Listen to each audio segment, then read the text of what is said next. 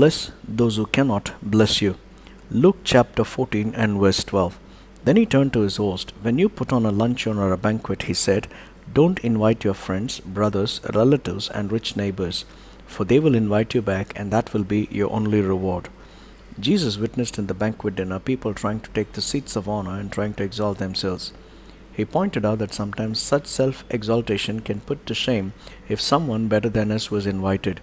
It is better to save ourselves from embarrassment if we take the lowest place and then be led to the best.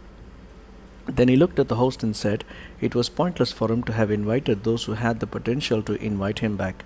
Instead, he said, the host should have invited the poor, the lame, the blind, and the needy, and that would have been the best banquet. For such an act, God would reward the host.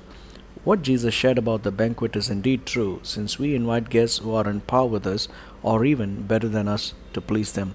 Of course, some of us invite people not out of love but for simple commercial purposes that this hospitable gesture can bring in favor later. I grew up in a home where my parents always invited the underprivileged. They would come home and be served the best.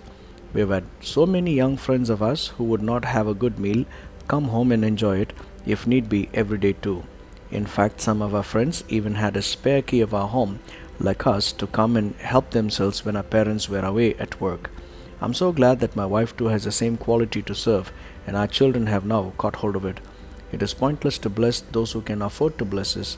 To serve those who cannot reciprocate is the best.